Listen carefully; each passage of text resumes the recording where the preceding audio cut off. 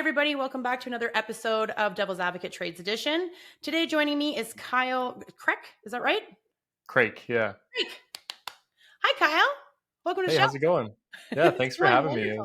me. It's fun to be here. You know what? I did a few podcasts before I became a host, and it was really nerve-wracking to do some of them because you're like, do I look okay? And some of the podcasts I did, I look like a crazy person. Like I didn't have my house set up properly or my office set up properly. It was like really dark. I probably looked stoned in a couple of them. I'm not 100% sure. I don't know. I'll be honest. I'm much more comfortable in the host position as well. So hopefully I don't disappoint here for you. Oh, you probably won't, because what's fun about having someone who's also a podcast host is that we can just bounce off each other because we know what it's like to fill in the dead air points when you're talking to somebody and then all of a sudden they just kind of stop and there's like that little moment of silence and you're like, so anyway. 100%. And also, I don't know about you, but I've really learned to embrace the silence as well. It's something that I struggle with when I first started podcasting. Yep. And now it's like sometimes the silence is the beauty in the conversation, I think. Well, sometimes it can be, but then, we're in this generation now where everybody's like, what's happening? Especially if you're listening, like if you're not watching the video, people get all freaked out and they're like, what's happening? Why is there a pause? So sometimes when I go off on my own little tangent podcast on my own, I will like pause because I'm looking for something and I'll say it though. I'll be like, listen, and they can hear me clicking on my computer and I'm like, I'm looking this up. I didn't do my research. I'm a fucking moron. And it airs and people think it's hilarious. I mean, they think it's funny. So I mean, like, I'll go with it. Okay, tell me about you, because we're going to talk about good grief. But right now, the cool thing that I like is that you are also a podcast host. So tell me about your podcast. Tell me what you guys talk about. Absolutely. So I'm the host of the Wellness Dojo podcast. The Wellness Dojo is my company here in Calgary, Alberta, where I do martial arts and wellness coaching. Through my years of martial arts, starting as a 5-year-old, kicking off in martial arts and continuing to do it today. I'm competitive, a coach, and just love the sport and love the principles that it offers. The podcast itself really is just an outlet for me, an opportunity for me to do exactly what we're doing here, to just have great conversations and to be able to share those conversations with other people. So I bring on a variety of guests, including I've had artists, psychologists, coaches, authors, you name it, because I really do believe that wellness is life and that there are so many different aspects of life that tap into this kind of buzzword wellness that we're living in right now. I love that you said that. So like, it's true. It almost seems like wellness is a buzzword. But I think what happens is when you're someone who actually truly dives down the rabbit hole of wellness and all of that it encompasses and all the different levels, I think that's when you kind of get the right to kind of say wellness. You know what I mean? Like people are like, oh, I eat clean. I'm all about wellness. And it's like, I don't know. You know what I mean? But when you're There's layers. Yeah. Well, and it's like the new fad. And wellness isn't a fad. It's mind, body, and spirit. And I had my son in martial arts. I had when he was really little. I started him when he was 4 in jiu-jitsu. And then COVID happened. So no more jiu-jitsu. And he didn't want to go back. So yeah, that's tough.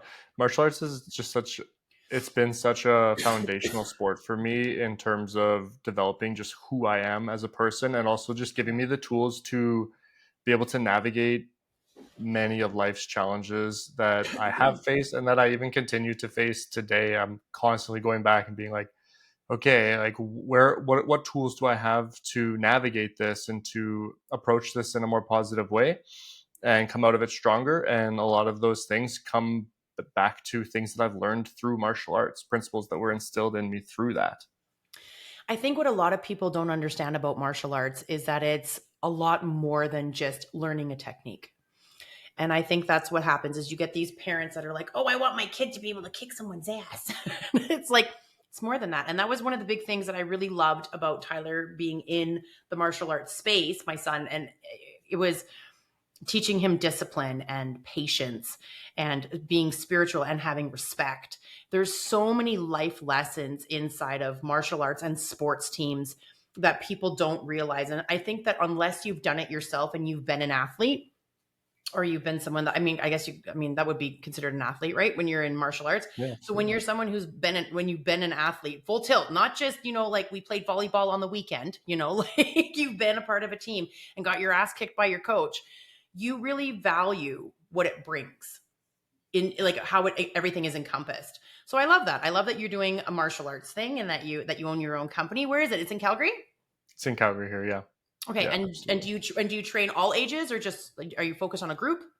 All ages. So basically starting from like 4 years old, like when your son started, and all the way up to adults. We've got adults that are coming in even in their 60s and trying it for the first time. And it's just a super cool thing to see adults step into that uncertainty and step into that new realm of something, to risk looking foolish. Like, it's not an easy thing to do. So it's really cool.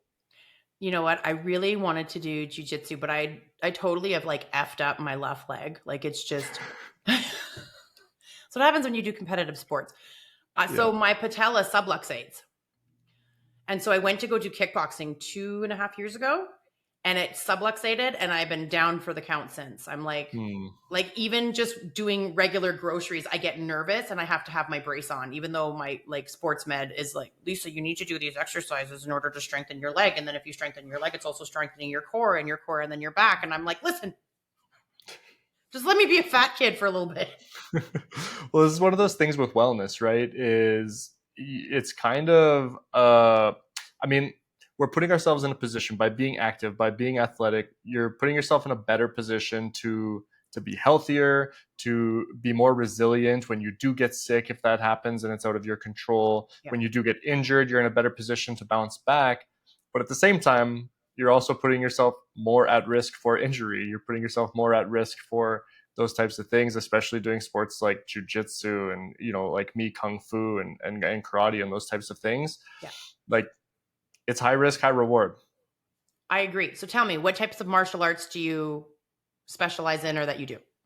So primarily I teach kung fu. That's what I've done since I was 5 years old. Hmm. I've dabbled in other martial arts as well, like jujitsu, kickboxing, karate, all of those different styles. Yep. But kung fu has always been the main discipline that I've learned and taught.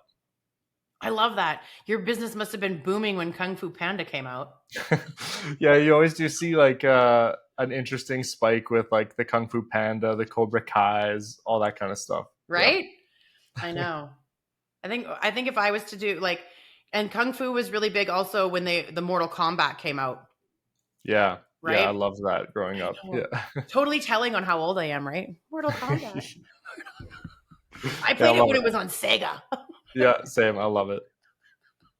So, but yeah, so okay, so you're a podcaster, love that, and you get to talk to all these really cool people that bring different perspectives to wellness, and that's mind, body, and spirit. You also mentioned, and then now the book, Good Grief.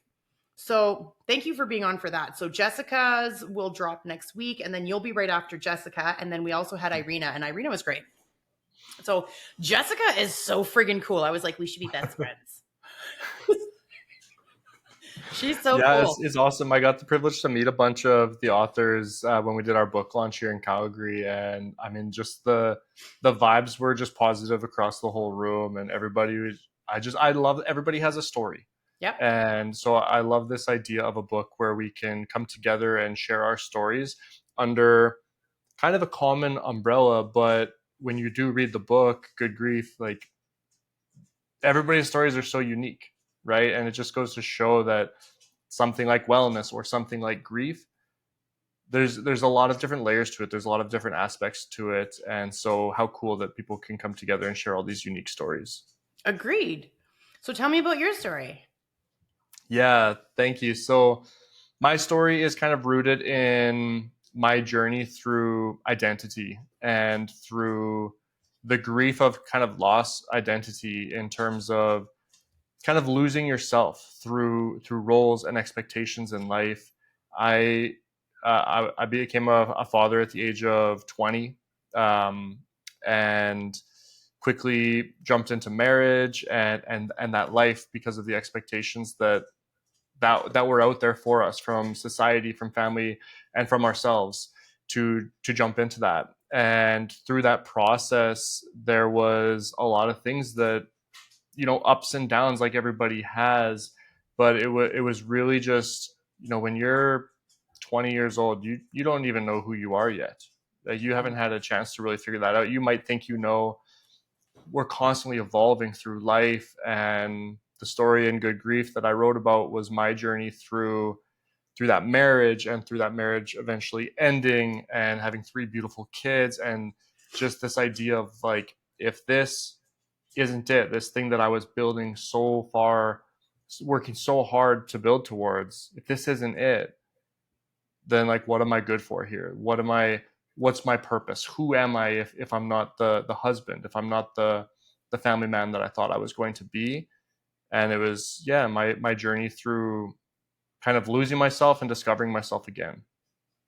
You know what? I'm going to tell you something interesting. I love that I got to, like, I mean, I remember us talking on text and you were like, "Did you read the book?" And I was like, "I didn't." I'm kind of like, I kind of want to just hear it for the first time. And I'm glad I did it this way. And I'm going to tell you why. So I have been at a couple of conferences, sitting down talking to guys. Now, here's the thing. I seem to be that person that everybody likes to tell things to. Yeah. And your situation is exactly what one of the guys sat with me. He's just in the midst of getting a divorce, married younger. He's probably like his late 30s. In the midst of getting a divorce, been with her for like 14 years, seems to be okay, but he doesn't know who he is. He doesn't know who he is outside of being the father, the husband. So when people are like, so he has a girlfriend now, and when people talk to him, he almost has to pause because he's so used to saying my wife. And now he's like, Mm. so, and I find that really fascinating. And being on the other side as a female, I would have never thought that would be a thing for you guys. Do you know what I mean? Like, to me, it's just like, oh, well, they're just them. Like, it's like every woman in their brain thinks that men are just like inherently selfish. Yeah. It sounds like shit, but it's true. Yeah. Most people are just like, oh, well, it doesn't bother him. He'll just go do whatever he wants. But deep down inside, it's like, no, I put all of my love and effort into this relationship, into these children, into this person. And now it has come to an end for whatever reason. And who am I?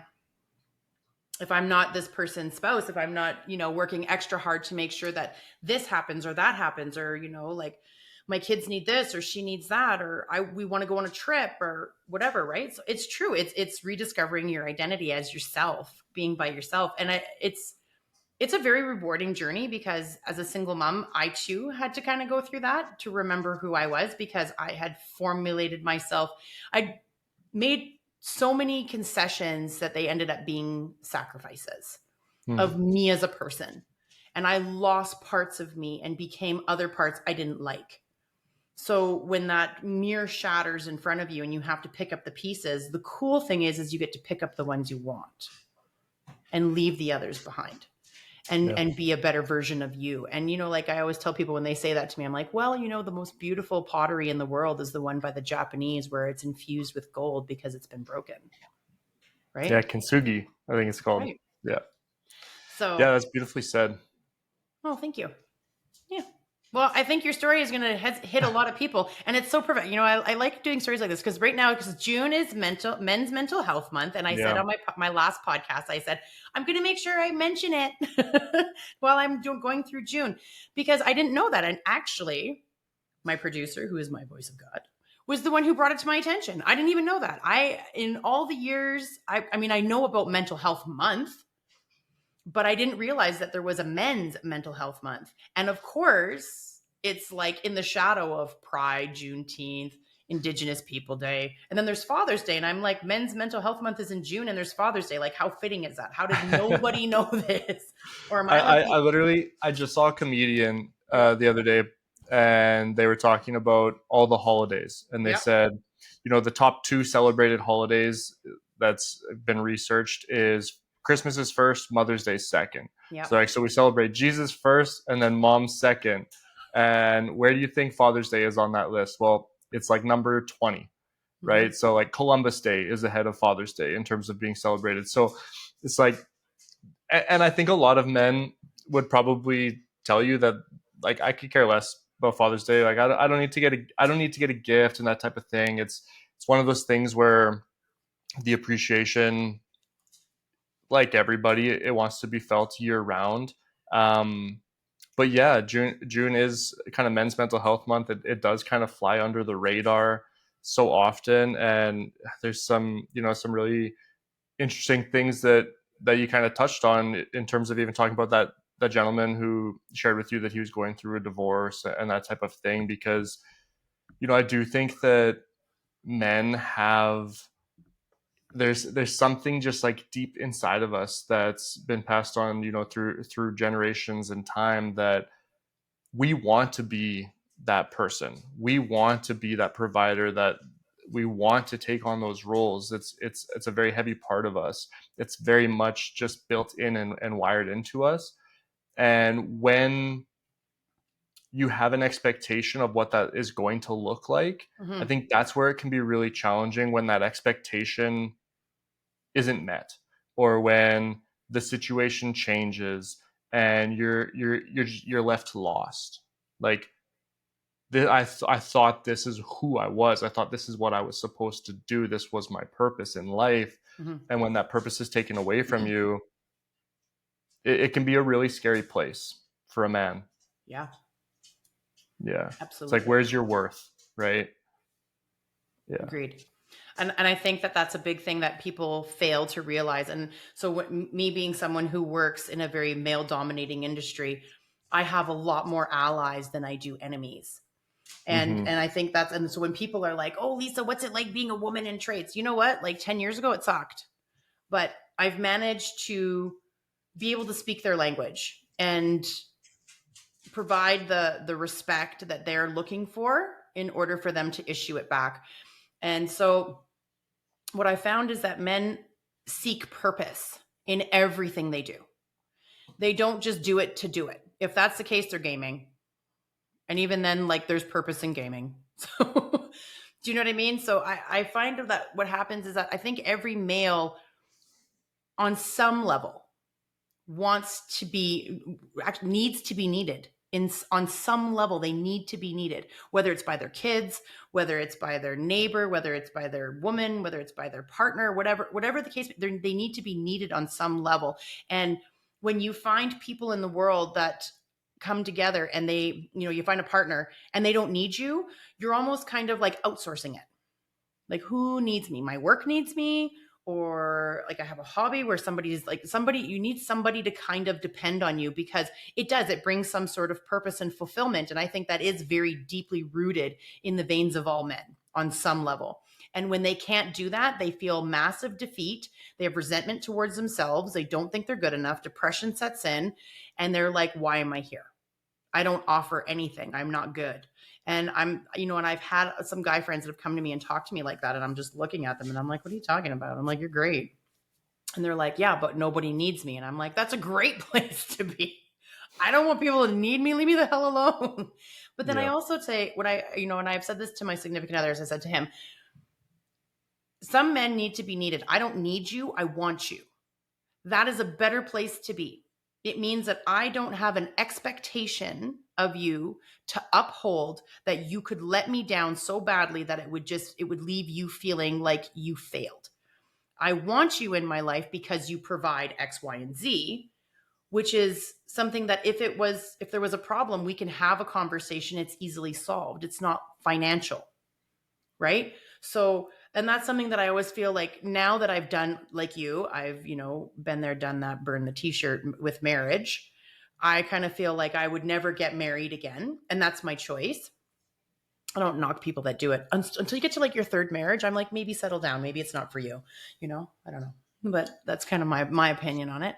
But, but, I think that men's mental health is such a triggering thing for people, because women feel, there's so many women in the world that feel that there's so much oppression by men that they're like, well, what could they possibly be upset about?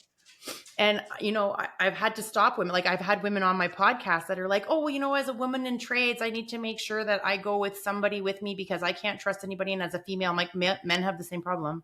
Do you know how many times I've sent a man into a residence and the woman is like sexually aggressive towards him, and I've had to go in because he has more of a problem than she does. She has the upper hand immediately, even though she's the aggressor.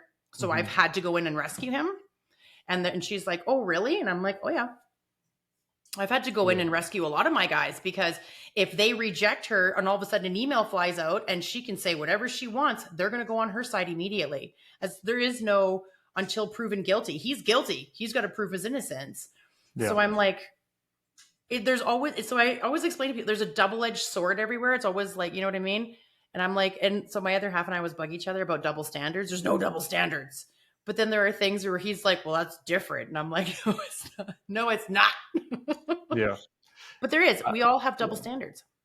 I think we're living through a really interesting time with this kind of masculine feminine, because so much of the language around it becomes her versus him or Yeah. men versus women. And I think that where the real problem lies is in the understanding. Like, we have to be willing to try to understand each other and where we've been and where we're going. Even the language around like needing versus like men feeling like they're needed versus wanted. Mm-hmm. It's a challenging thing for men right now in the world, where like a lot of women can take care of themselves, Yeah. right?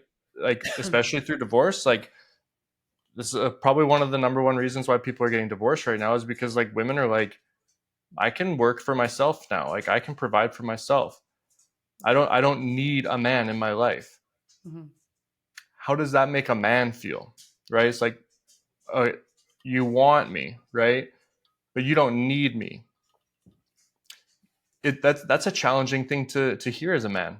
That's a Mm-hmm. challenging thing to accept as a man, that now it's just down to desire, right? And I can tell you from working with even, young boys, grade 4 or 5, as young as like 8 years old, they're already feeling the pressure of even not being wanted, or the fear of going and talking to a girl for the first time, and the pressure that the man is supposed to make the first move.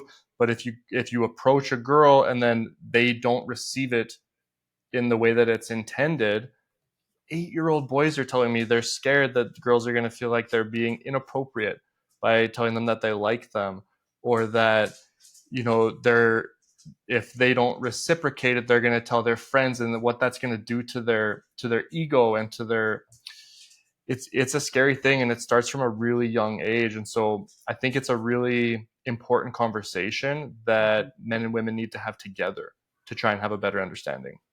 I agree.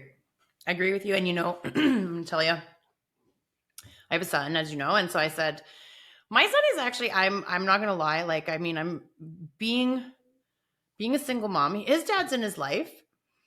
His dad runs his own business. His dad is not a manly man by any stretch. His dad's, kind of like, I mean, I don't know how to describe his father, if I'm being super honest with you, but I probably am more manly than he is. That sounds horrible, but it's true. Yeah, I mean, the balance of masculine feminine energy, it's constantly up and down, Ebbs right? and and flows, and ebbs and flows. yeah. But I'm very much a boy mom when it comes to my son. I'm very much a boy mom, and I'm silly and goofy. And I always tell my son, like, I remember since he's babe, I would say, you only need one. This is horrible. You only need one woman in your life. That's your mama. That's it. You don't need anybody else. And I would tell him all the time, you're so handsome. All the girls are going to want to talk to you. You don't talk to no girls. You only need your mama. So so he's 12 now, and he's not, I think he's kind of fascinated by the girls, but not really. He's more sports minded, very Mhm. athletic. He wants to do like football, football, football. Football is life. I eat, breathe, sleep football. Or he's out in the back playing basketball. Or he just wants to hang out with the guys. And he's like, Mom, someone called me gay. And I said, can I tell you a secret, kid? And he's like, what? I'm like, boys between the ages of 7 and 14 act super gay. It's just a thing. And he's like, so what does that mean? I'm like, it just means that you do and say things that kind of come across as gay. But I'm like, Mhm. but at the end of the day, if whether or not you're homosexual is really not a problem, regardless. And I said, but you will know based on what you find desirable. If you want to kiss a boy, then you know that you're gay. If you want to kiss a girl, then probably not. And if you want to kiss both, you're greedy. So just saying, but and so he would just laugh. But I've always been a really open mom with him. And so him and I, we have a great relationship, but we do fight. My producer hears us fight. We are the same character. I'm Yeah. telling you, when they made him, that was the taste of your own medicine. That's what that happened I've there. got one of those. Yeah. And you're like, why? And like it's like a conflicting moment where you're proud and angry all at the same time. You Hmm. know? Like don't use my words against me. Yeah, We're not but there. I think it's really important too. It's like one of the things I love about sport, as you mentioned, like he wants to be involved in the sports. He wants to be around that atmosphere, and I Yeah. think that's another thing that is really missing for men in the world right now is that community aspect, 100%. right? And I think it's the awareness is rising with it that men need their tribes, that men need their communities, because like when we talk about those things, like when that role, like a divorce, and that being the father or being the husband, even in a divorce where you don't get to see your kids as much, maybe it's 50% of the time if you're lucky, um, but like those situations, you're grieving this part of your identity, this part of your manhood, and to have communities with other men who you can talk to and potentially relate to about some of those things, where they go, yeah, I struggled with that too. Hmm. It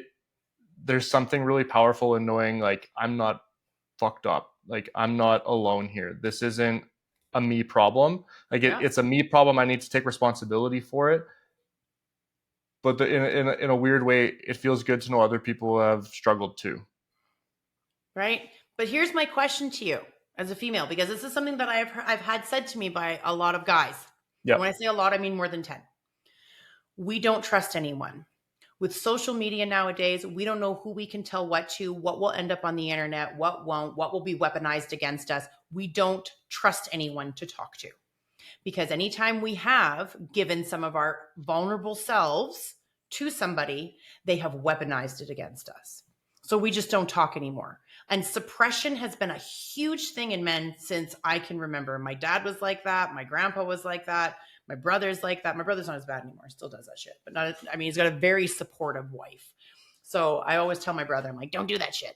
So he's getting better. But that's also part of the boy code that all of us were raised in, right? Don't cry. Don't be a wimp. Do this, do that. You have to be a man. You're the man of the house. Like I've even said that to my son. I'm like, I'll say to him, like, oh, you're the little man of the house. And he'll be like, what does that mean? And I'll be like, nothing. You're the only boy. I'm like, let's not pretend mom's the man of the house.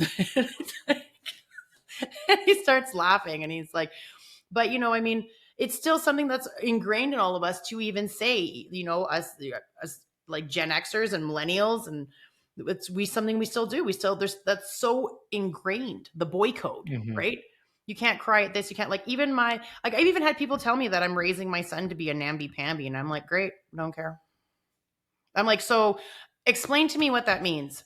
That he's kind, that he's courteous, that he's considerate, that he takes accountability, that he has a big heart, that he likes to hug and he's affectionate, that he's willing to go through the emotions and understand them. So emotional intelligence is not acceptable. I'm like, I Yeah. need my son to have emotional intelligence. I need him to be balanced. I need him to say, I'm angry today and this is why. I need his communication skills to be good for him, Yeah. right? So, Emotional intelligence is step one, I think, mhm. right?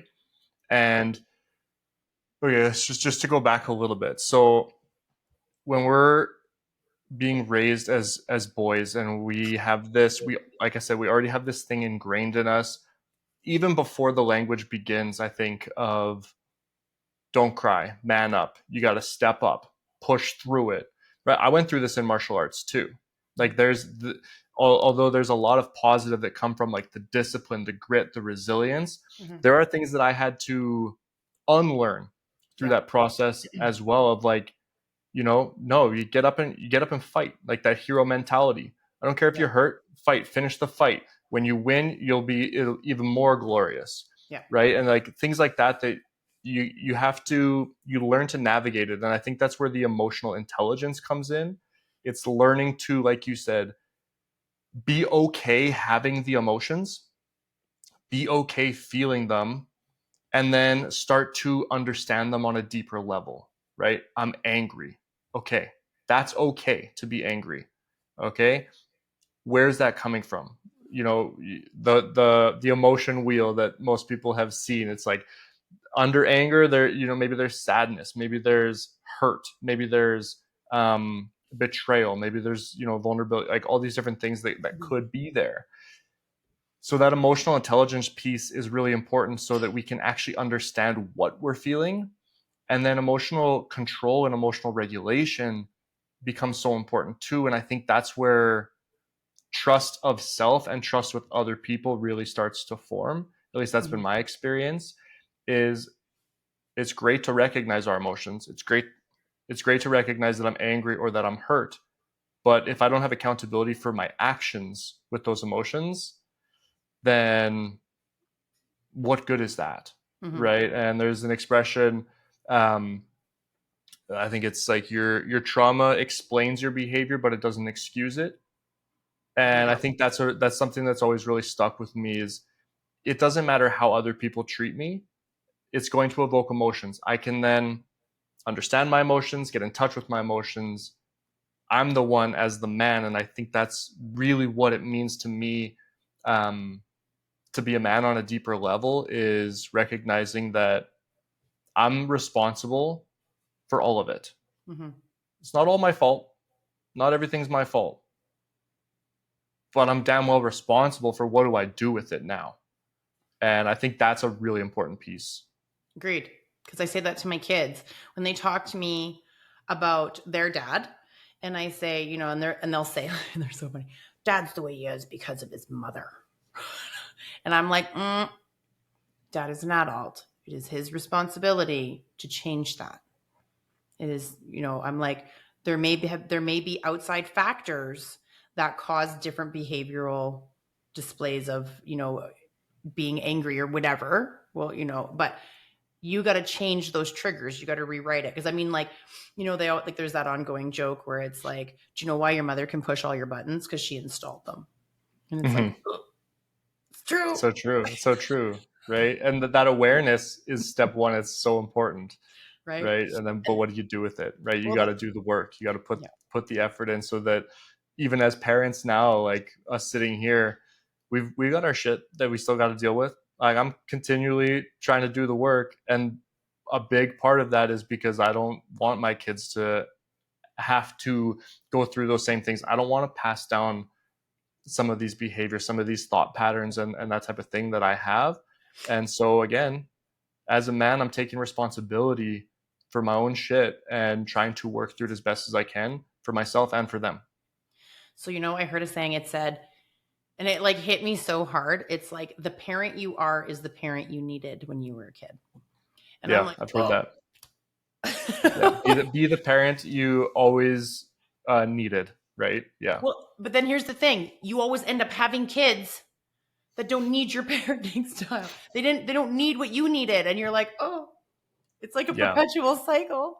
Yeah, but see, this is what I love about relationships, Yeah. right? And this I kind of write about this in my chapter in the book as well, as all the shit that we went through in our marriage, regardless of what we went through and the struggles and the highs and the lows, Mhm. the whole time, what we don't realize is that we're learning about ourselves. Like every relationship is a mirror, Mhm. whether it's a significant other, whether it's your best friend, whether it's your kids or a coworker.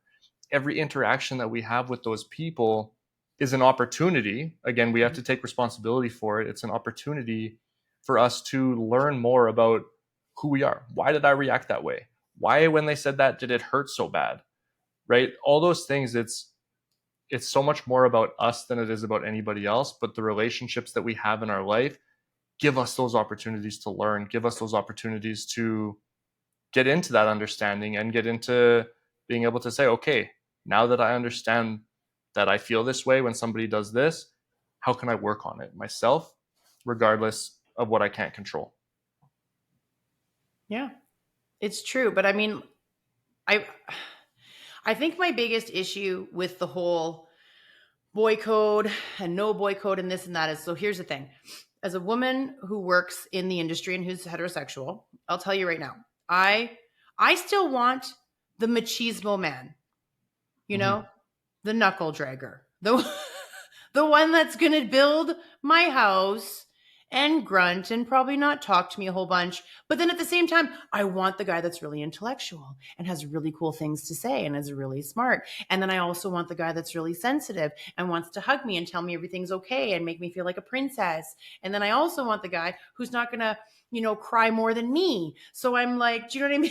Do you know what I mean? So it's very I do know what you confusing. mean. Yeah. So it's very confusing because as a woman, I want my son to be this strong man that respects people, not just women, people, is intelligent, is well spoken, is able to decipher the different emotions and why they're bugging. He's able to take a time out and go, you know what, I'm really pissed off because what that person said irritated me because I don't like it because I have a friend that suffers from that and that really pissed me off. I don't have a tolerance for it. Okay, cool. Mhm. So now you know so how do you fix that? Well, then I just don't listen to them or stay away from them for the rest of the night because I really don't care what they have to say. Or go change their mind. Yeah. A lot of people that have ignorance going on, because they say ignorance is bliss. So a lot of people who have ignorance going on, it's because they don't know. Sometimes, like even I will say that there are a lot of times where I have an ignorant perspective of something and someone will come and talk to me about it. And I'm like, oh, Yeah. like my friend Greg does that on the daily. Like he's such an intelligent man. And he will we'll just be having a conversation. And I'll be like, I don't like this, blah, blah, blah, blah, squawk it off. And he'll be like, well, hang on, hold on. And then he'll give me a rundown of different perspectives. He'll play devil's advocate with me. And I'm like, oh, I never thought of it like that. Yeah. Has he completely changed my mind? No. But has he changed my perspective? Yes. Has he created some more tolerance around it? Probably. Yeah. Right? Yeah. And see, like, that's the thing with the, until we're willing to try to see things from another perspective, or at least understand things from another perspective, Mm-hmm. we avoid the problem altogether. Yep. Right. And so, for example, what you're just saying, how confusing it is as a woman to be like, but I want this man, but I also want this type of man, and I also want this type of man. Now put yourself in the perspective of being the man who wants to be desired, who's trying to attract women, who's trying to build a sustainable relationship with somebody. And they're like, you don't even know what you want, which type of man you want me to be. So how am I supposed to know which type of man I'm supposed to show up as for you? Right. And so it's like, that's where I think there's more understanding that needs to be had in conversations like this, which I'm absolutely loving. So well, that's good because but it's honest, right? We got to cut through the bullshit every now and then and just be honest. And I said, there's times where my significant other will come in, very intelligent man, very well spoken. He has great thoughts. It's not like he's just kind of every once in a while I'll bug him when there's like the different reels that come up, and I'll be like, have you ever had a dream where you had a dream and you had a dream and you had a dream? And he's like, wow. Because that's how they describe men, like their brains. And then the other one's like Eminem singing Godzilla is a woman's brain. And I'm like, it's accurate. So, and then there's times where he'll come in and I'll be like, hi, George. He's like, wow. He's like, you're so rude. Yeah. But I just tease him, is he stupid? Not at all. He's a very intelligent man. But, and it's like, he's one of those guys that he just, this is what I say to him. It's a bad joke. He excels at everything he puts his mind to. Yeah. I say it's his ADHD. I'm like, your ADHD got in the way and you had to get good at everything you went to learn. Like, he's the guy that if he has to spray a ceiling, he's on YouTube watching watching 3 hours of YouTube of how to spray a ceiling, popcorn ceiling, knockdown, whatever. And then the next day he comes out and he bangs it out in 3 hours. And I'm like, that ceiling's a 6-hour ceiling. That's good. And it is. There's no flaws. And if there is, he's already looking for them. And I'm just like, yeah.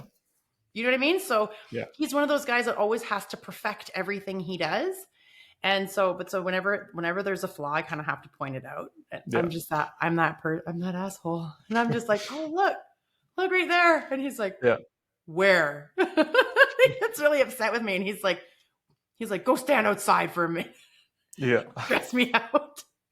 It's tough, man. Right. It's like, I'd love to go back though, because I'd love to hear your perspective on where you think that balance is in terms of, because I do think that, I think men feel the same way sometimes too, where they're like, I want a woman who's this, but I also want a woman who's this. Like, I want a woman who can provide for herself and that kind of takes that that pressure off of me, but I also want to like feel like they need me. Like those types of, I think both sides have those Okay. kind of debates going on inside their Okay. head.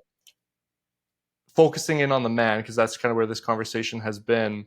I'm curious from your perspective, where do you think the balance is in terms of like how is a man supposed to show up? I don't think there is a balance. I don't think there is a balance between, I'm going to be a straight shooter on this one.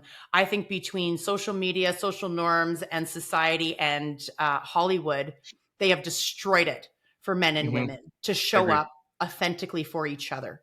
I agree. I think that if you are someone who wants to be in love with someone, genuinely want a connection, there has to be concessions somewhere. I'm not saying sacrifice. You want a tall guy with blue eyes and brown hair? Great, go find him. Guess what? He might be a narcissist, he might be poor, he might be this. Like you have to find where you're willing to make the concessions. Same with a man.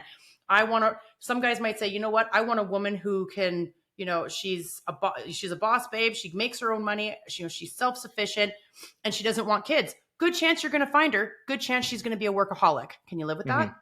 Can you live with her not coming home and cooking and cleaning? Where are the concessions? Because what you're looking for has to have, it has to make sense for you. There's no one person that's going to fit all that. I Yeah. know my significant other doesn't fit all the things, but he fits most of them. Mm-hmm. Right. So like when we sit down and we all have our little checklist of what we're looking for in a person. Right. And the first thing that most people will come back with, is appearance, because we're looking for someone that looks a certain way. It's Some girls important. like rugged guys. Some girls like clean cut guys. Some girls like the guys that, look like they might kill you. I don't know. The ones, what's really funny? The guys that look like they're going to kill me are the ones that are like really clean cut, and they have that weird smile, but Yeah. they look like honestly, like every lawyer I run into, I'm like, he's going to kill me. Like, where's the biker? Yeah. That guy's got a family at home. He'll kill people. Yeah. See, there's something there. You got to figure out why that trigger is there. Well, but you know what though? But that's what I've seen. So growing up Yeah. from the 80s, 90s and onward, the people that are kidnapping and killing and the ones that are like the serial killers are the clean cut. Oh, he was such a great guy. He was a pillar of the community. Nobody knew. Meanwhile, he's a serial killer, or he's killed his whole family, or he's been killing people for years. And you would never know. So that's where I'm like, listen, the guy in the leather with the scraggly beard is who I'm running to and being like, hey, Yeah. bud, there's a really clean cut guy following me. I'm a little nervous. Go get his ass. Mm-hmm. You know what I mean? Yeah. So Yeah. I'm less No, I'm scared of yeah. of those guys. I'm less I'm like a good glad. biker. I'm glad. Sorry, I didn't mean to cut you off. I'm That's fine. glad that you said there's no balance, because I 100% agree with that. Mhm. And you said a word that I think is just so important with this conversation, which is authenticity, Mhm. right? We've been confused at like, what does it even mean to show up as authentically in a relationship? And again, I think it comes back to yourself, right?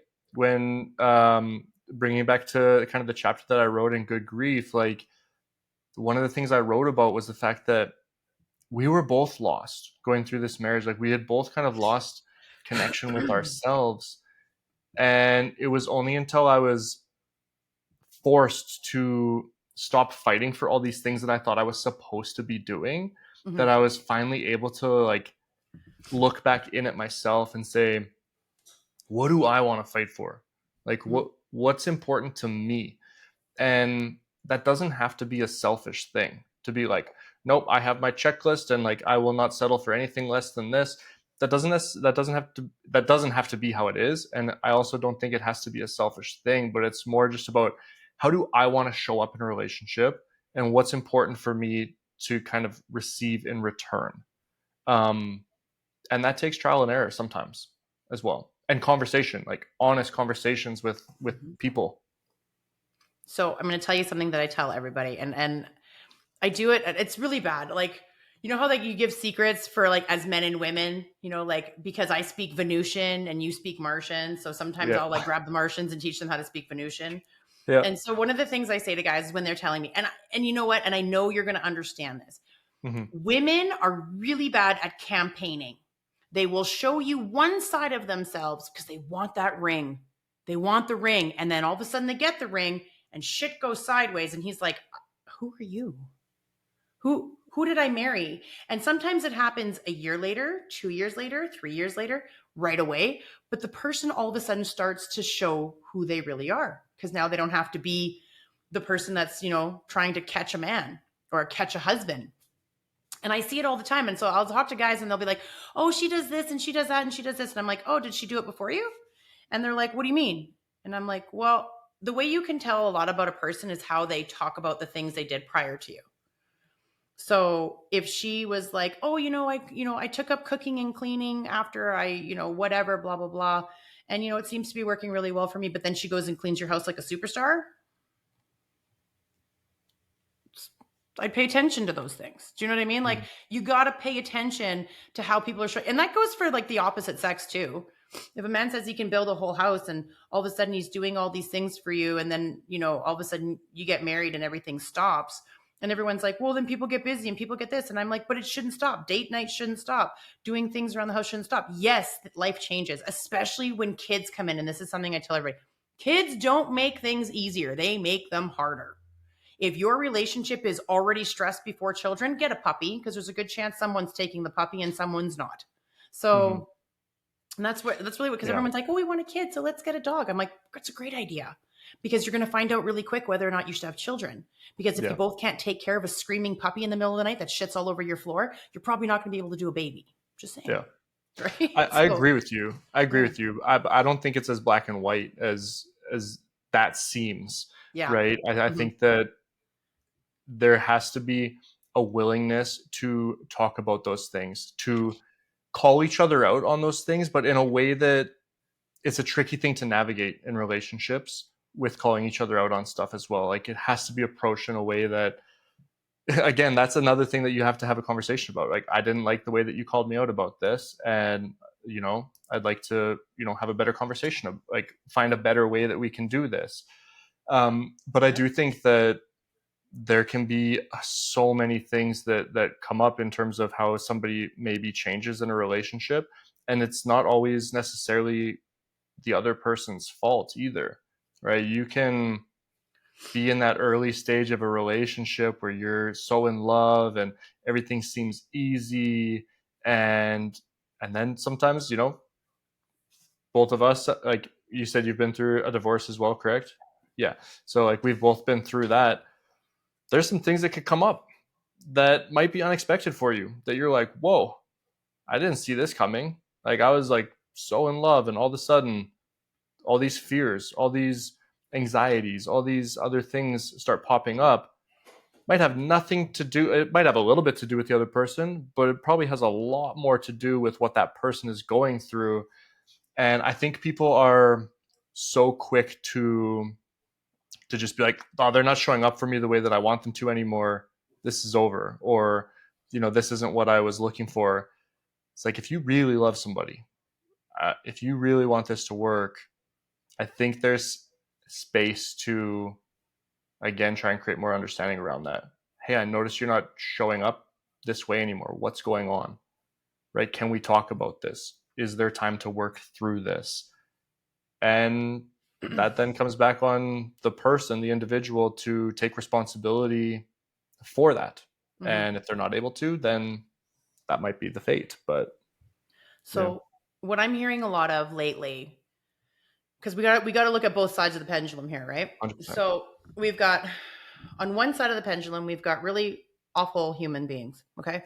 Ones where men are terrified to leave the woman they're with because they are 100% are going to use those children as leverage.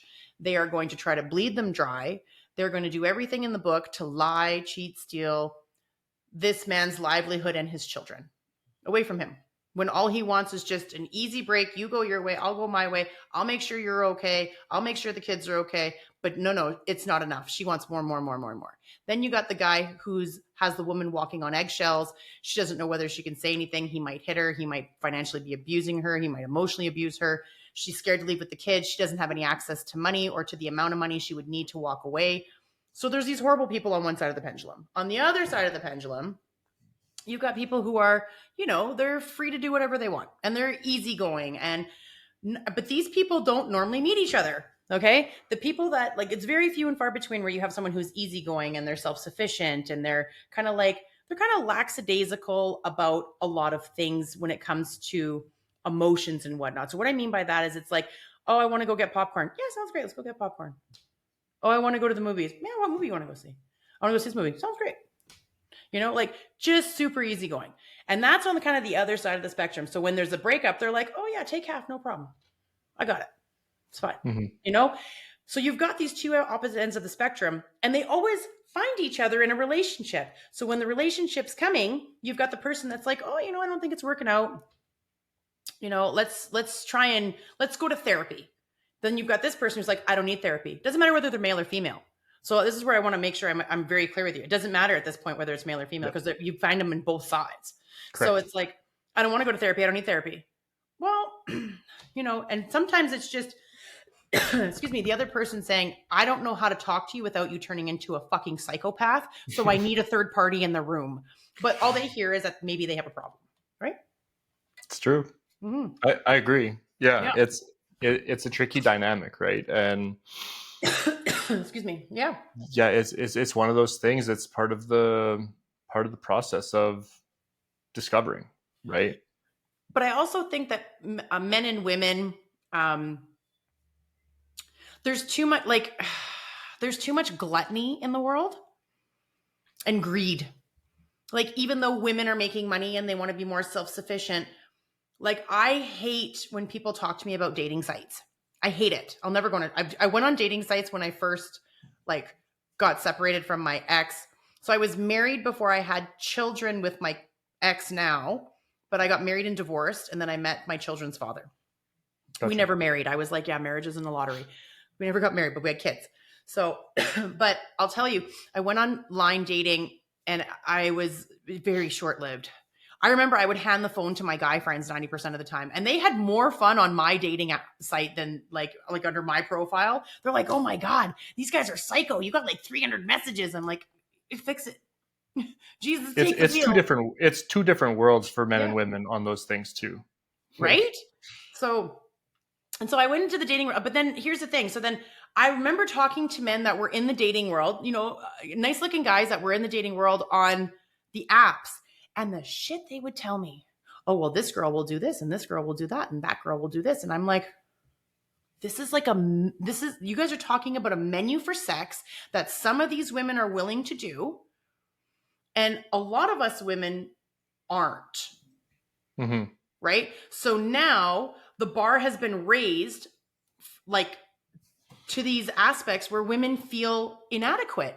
I'm never going to find a man because, Chelsea down the street who's offering Pornhub has now just taken me out of the race because I'm not that person. I'm more reserved. And women feel that because they look at men as a very sexual being. So when a woman is looking at a man, she's terrified. Is this guy going to try and come at me? Is he going to ask me to do weird things? I don't do any of that. And am I going to lose out because I won't do that? So then women feel pressured to also do some of the things that they would normally never do, nor do they want to. And that's another aspect that a lot of people have to understand. That's where the bear in the woods came up, right? Because now it's there's this menu for all these things to do, and whether or not you're willing to provide it, some women are. So if they are, then you are. So then we're just going to take it from you, and that's how women get scared. And so I have to remind them, it's not all men. There are a lot of men that don't want that at all.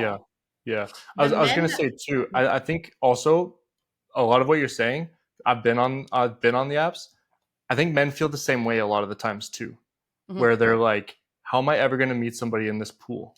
Right? Because it's become so easy with the swiping. It's like, you just have options.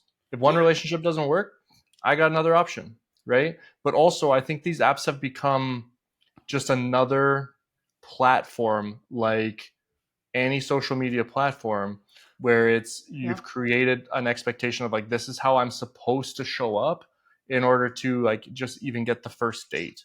The statistics around the amount of times you need to match somebody just to get a date for men, I think is 0.001 for in terms of actual matches to dates. So it's a really defeating process, I think, for men and women, because it's this platform that is telling you this is how you should show up. Like the profiles that I remember seeing with, some of my guy friends, and even profiles that I was seeing, it's like 90% of the women are like, make me laugh. It's like, I remember joking with a friend, like, what are we, like clowns? Like, they just make me laugh kind of thing. But it's like, there's all these things. So now you're playing the game, Mm-hmm. right? And again, I think it just comes back to, I'm a firm believer, even with social media, people say social media is negative. Social media is such a negative place to be. Can be. But is it, like, is it a negative place, or are you just focusing on negative content, right? Mm-hmm. Because I think it's Gary Vaynerchuk famously said it, but it's like social media isn't inherently negative. It exposes you, Mm-hmm. right? It's the same way we approach relationships. Like, why is that post triggering for you? That Yeah. should tell you more about you than about social media. So Yep. when we're looking at these dating sites, when we're looking at approaching relationships, again, I think it all needs to come back to an authentic place for yourself. Yeah. Why does it bother me that that person didn't respond to me? Why does it bother me that some of these women are um, putting themselves out there in this way and I'm not willing to? Like, why does that bother me? When you ask yourself that question and you can start to get honest about why the app or the platform is making you feel the way that it's making you feel, then I think it's like, it almost narrows it down a bit, where you're like, yeah, let them do what they're going to do, and trust the process, almost, in a way, is how I I like look to, at yeah. it. No, I love what you said. Is it's true. You got to get real with you. Hmm. Because there's a lot of times where I will get triggered by something online or whatever, and then I'll say to myself, "Why is this making me mad?" Yep. Yep. And a lot of times, I use the, "Well, if you don't like it, just keep going, just keep scrolling. Yeah. It's a Well, and wonderful thing. You yeah, just keep going. Like you don't." and change the like, play with your algorithms too. Yeah, This is something I've been doing, and I'm currently right now doing like a social media hiatus a little bit. Um, I heard you did because too. I'm trying to work through some stuff in my mind, and I'm like, I don't want the influence of the videos and stuff like that continually pop up, because it's a rabbit hole. You watch one video of like funny puppies falling off of things, Oh God. right? You watch one full video of that, the next 10 videos, what is it, right? So it's really easy to go down that rabbit hole when you watch one video that's like, yeah, you should, like, puts you, like, kind of confirms your victimhood in the situation or Right. something, and then 10 more videos come, like, guess what? Now your mind's like, yeah, yeah, that's right, I am the victim here. I was right, right? It's like, man, focus on you. Yeah. It's a rabbit hole that can be really tough to get out of. Not gonna lie, I do like some rabbit holes, but I absolutely agree with your statement. The whole Yeah. algorithm, and it's almost kind of sick to me on how quickly, like, I will have liked, some women will come on and say something that resonates with me because I've been through it. But the Hmm. way she says it is so funny, right? And it'll be about a narcissistic abuse. But she makes a joke and she's funny. And I'm like, girl, amen. And I'll, you know what I mean? And I'll like hit the like, and I'll even post like the little prayer hands that are up, you know Yeah. what I mean? And then all of a sudden, my whole algorithm after that is like narcissistic abuse, men doing this. And I'm like, whoa, I just thought what she said was funny. Hmm. I totally understood it. But we're like, so then I have to try and change my algorithm. So then I'm like, let's look at otters or puppies or kittens or something until I can figure something else I want to look at.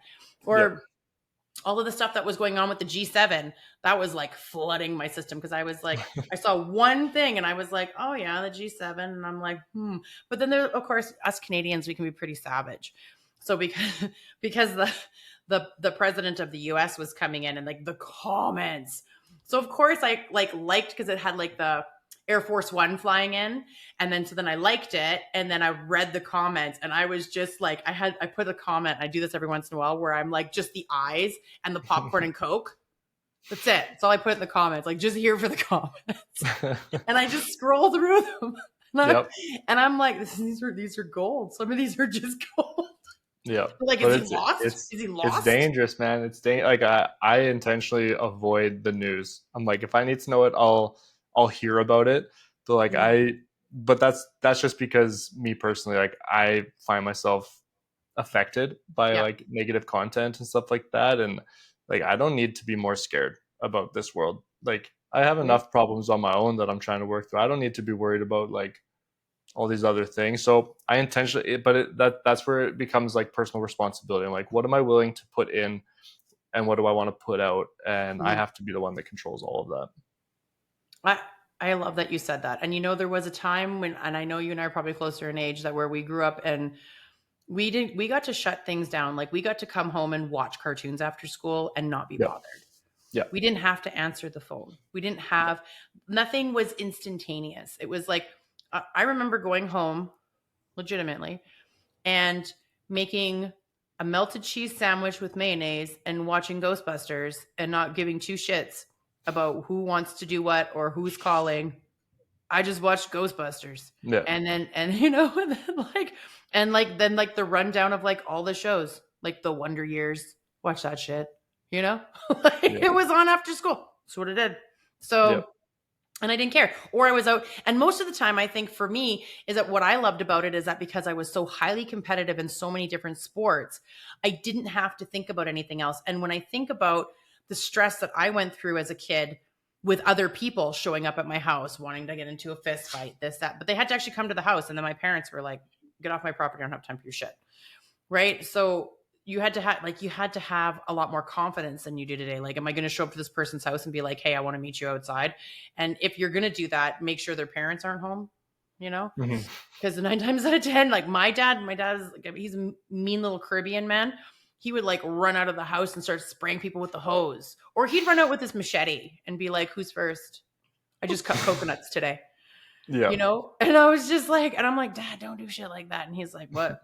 I don't have patience for this shit. Don't come to my house. Fight them at school. It's different times. Yeah. It is a different time, but that's my point, is that when we're talking about men and women, everybody needs this instant gratification. Everybody needs the likes. Everybody needs to know about your fucking story about how you and Johnny's date didn't work out and what he said to you, and oh my god, look, and then all the fakeness. People, I'm even guilty of it. I don't tell people all the bad things that go on social media. It's none of your friggin' business. And I don't want any influence. So I'll show you the pictures of like Christmas, 2025, and like the peace sign and the two Yeah. kids and we're all in, whatever. I'm not going to show everybody everything. Is that moment a happy moment? Absolutely. Am I lying about it? No, I'm just not showing you the other side because I don't think you're privy to it. Yeah. And Right. yeah. And that's what the platform is intended for. It Yeah. is literally intended to be your highlight reel. Yeah. Right. And so people just need to have that awareness. And like I said, I'll say it again. It's a matter of when you see that picture of that happy family and it makes you feel a certain way, Yep. you need to learn to understand, like, why do I feel that way about that picture? It's true. And that's where the change happens. Mm-hmm. No, it's true. I agree with you. We got to make sure our kids know that too, right? 100%. Yeah, especially with the social media. But it is what it is, and you can only go so far down the rabbit holes of men and women and what they do. But I will say that I know that you guys do have a harder battle a lot of times, more so than women. And some women would be like, Lisa, what are you doing? And I'd be like, it's true. You know what? I've gone on a site where um, a male is consistently passed over, and he has put in his time and he has put in the work and he is treated like a workhorse, and he is consistently passed over for raises, for promotions, for whatever. And and a lot of them are scared to speak up and say, hey, I need an extra $10,000 a year. I've been here for 5 years. I've done what I said I was going to do. You guys have kept me at the same wage since I started. This is ridiculous. And they're scared to do that. And I'm like, don't be. Go tell them what, don't forget what you're worth. But then I think about that when I'm talking about what they're worth and telling employees that, like that are out there in the work world. And I forget that sometimes we need to remind ourselves of that with relationships of all kinds, friendships, whatever, everything. There is a price for your love and attention and all the things. If you want me to show up as my authentic self, I need to feel safe to do that. Right? Mm-hmm. Because it seems like how many people do the highlight reel as a legitimate reel where it's all like acting. How many influencers hate their fucking life, but are smiles, and the minute the camera goes off, they're crying, or they're angry, or they hate shit, or they're dealing with so much stuff that they don't even know how to do it. We don't see that raw side, but then at the same time, was that moment really happy, or was that acting? Yeah. right? So when you're asking people to show up as their authentic selves, you got to really press through to see if that's really a thing for them. And like I said, people need to feel safe. Most men don't feel safe. They don't. And I don't know if that's ever going to change, to be honest. Yeah, and I think it's both. I think the way that I would say it to kind of encompass everything is everybody's going through their struggle, Yep. right? If we were to pass a hat around and everybody put their problems in the hat and you picked some and you had to reach in and pick out a problem out of Mm-hmm. that hat, almost guarantee you'd be like, give me my problem back. Please give me my problem back. Right? Yeah. Men, women, just people, humans. Yep. We're all struggling. We're all going through shit. And I think if we can just learn to start to understand each other more, we will start to get more to the root of the problems and in turn the solutions, right? Yeah. You're a lot nicer than me because I'll tell you right now, people are people. They're uncontrolled hazards. They're uncontrolled variables. And as much as, I mean, I can tell, Kyle, that you're probably more of a giver. I'm more of a giver. And givers are dangerous places to be because we don't know when not to give. We don't know how to say no half the time, and takers won't ever stop taking. Yeah, I think I believe that. I think people naturally will take until you stop giving, but I That's right. don't think it's malicious. I think it's human nature that if I'm going to keep giving, it is in my nature to receive it, to continue to take it. That's where my personal responsibility comes in to start to understand myself when I've been burnt, when I've been hurt because I gave so much. Like it's a matter of like I'm not the victim. Like I don't give in with the expectation that somebody has to give back the same way that I gave. I give for my reasons to give. Mm-hmm. Um, and when I get hurt for it, my MO is to take responsibility for it. Okay. Okay, I got hurt. I got hurt. This sucked. I gave and it wasn't received well, or it wasn't given back in the same way. Mm-hmm. At the end of the day, I still have to sit with it and accept the fact that like I gave for the reason that I gave. I showed up for the way that I wanted to show up authentically, and I can't control the outside things with that. I then have to learn where my boundaries are for Mm-hmm. myself, but again knowing that I can't control the next person that I give to, Mm-hmm. right? I'm not going to change who I am just because person XYZ didn't accept it in the way that I was hoping for. It's like So giving without expectation. yeah. Okay. I'm going to agree and not agree on certain things. So I Sure. agree that you have to take some accountability and dig through why you feel that you were burnt. Mm-hmm. Okay. If you gave, so this is where I disagree with you. If you gave and then put up a boundary and said no more, and that person turned against you and fucked you over, that's a them problem. You just dodged a bullet to giving more to someone who's an asshole and is unwilling to take on a boundary because they thought that they could just keep walking all over you like a piece of shit. So you put in a boundary and they got all upset and ass hurt about it and then tried to make you feel like you're the bad person. So what's the lesson? The lesson is maybe don't give so much right up front. Maybe start putting in some boundaries. You know what? I'm happy to do this time. Little disclaimers. Sure, no problem. I'm happy to do it this time. It's going to make the person think. But we as givers have to learn that term. I've had to do so much work around being able to say, like, I mean, my other half gives me shit all the time. He's like, you always do this. You meet somebody and then they're like your new best friend, and the novelty is just like, I love them. They're so wonderful. And he's like, and then you give, and then they fuck you over every time. Hmm. And I'm like, eh. I'm like, do they Yeah. fuck me Yeah. over? Because that's not a me problem. That's a No, them yeah. problem. Do you No, know what I mean? Like, I agree with what you're saying, Lisa. The part that stuck out to me though is okay, so we learn this person burnt me. I'm gonna now set a boundary with this person. mm-hmm, Everybody's unique. Each relationship, each interaction is going to be unique. But yep, what you said was they made me feel like shit because of how they received it. And that's where I think the key is. mm-hmm, Why am I allowing them to make me feel like shit? yep, Because I did something good that felt good for me, right? It's like love, right? Love is a feeling. And the interesting thing with love is if you don't feel like you're receiving love in your mm-hmm, life, and that's making you feel sad, go out and give it. mm-hmm, Give love to people. because the interesting thing is that feeling of love is there in the transaction. It's not a when you go and you give a homeless person money because it feels good for you, you feel love in that moment. Mm-hmm. Right? If somebody comes and gives you money because they see you're struggling, you will feel love, that same love in that moment. And so I think it's in that terms of like, they made me feel like shit. It's like, that's where we need to start to learn to draw a line of like, no, you don't get to make me feel anything.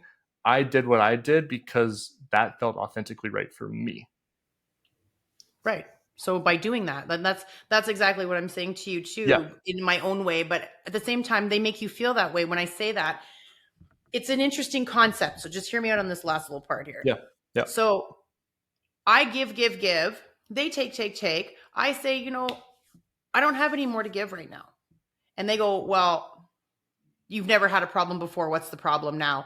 And they become somewhat hostile, whether Mm-hmm. it's in their language, whether it's in their demeanor, whether it's in their delivery, there's some hostility. And right away, something that I enjoy doing, I no longer enjoy doing right now. So now my feelings I'm feeling very attacked. Mm-hmm. So I'm like, I don't like this. I Yeah. did this for you because I wanted to. And now all of a sudden, I don't want to do it right now, or I can't do it right now. And I'm being scolded Mm-hmm. for not being able to give you something, but you've never given me anything in return, and nor have I expected you to give me anything in return. And then they'll twist.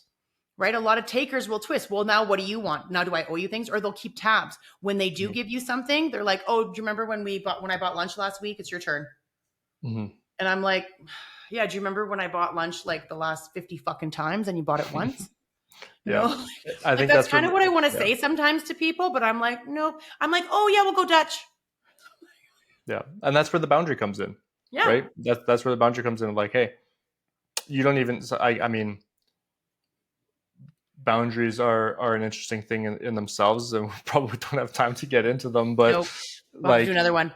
yeah, but I think that's where the boundary comes in. And the one thing I'll say about boundaries is boundaries aren't a request, boundaries are an action. And so it's like, that's where you go, okay, this situation has now come up, it doesn't feel good, I'm going to start to set a boundary with this particular person. But that doesn't mean that I necessarily have to change.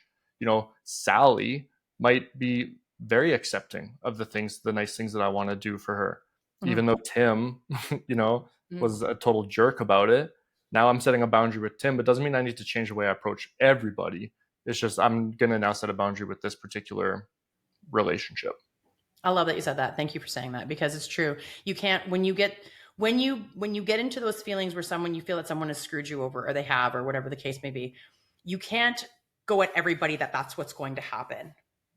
You can't judge everybody with the same pen. Can't Yeah. write them off. You got to just let people show you who they are. And then I always tell people, like I say it to my kids, I'm like, honey, when someone does something to you, that's not a reflection of them, that's a reflection of you. If you've been a good friend and you've given, a lot of time, love, and heart, and tried to nourish this relationship with your friend or whatever, and they have rejected it in some way, it's not a reflection of you. It's maybe something they don't need right now, or they don't know how to handle it, they don't know how to accept. And that is what people need to remember and take away, that when you're rejected, it doesn't mean that you've done necessarily something wrong, unless you can point out exactly what you've done wrong. But a lot of times it has nothing to do with you. It has to do with the person. They're not Mm-hmm. ready for that type. Like, you've seen the reels where people are in really abusive relationships, and then they're in healthy relationships, and they still, like, they have so much PTSD that they're like, what's happening? It's like Yeah. their phone rings and they're like, oh, can you answer that for me? And they're like, what? You want me to answer your phone? Like, Mm-hmm. so, and I mean, like, that's just one of those things. But no, I agree with you. I mean, the male female dynamic will be a forever thing. I truly believe. I don't think it'll never be. People always have to find something to fight about on some level. I think men and women can, coexist quite contently, and they each bring something special to the table.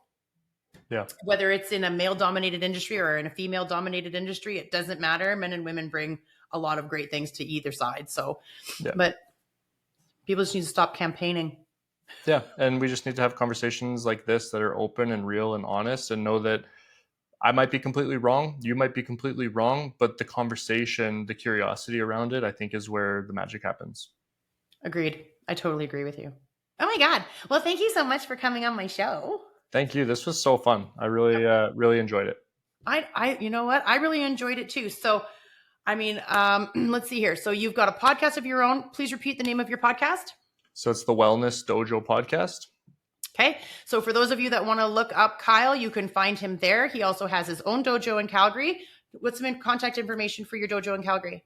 Yeah, so just wellnessdojo.ca. You can look it up there. Martial arts classes that we offer, and wellness coaching, speaking opportunities, all that kind of stuff. So that's amazing.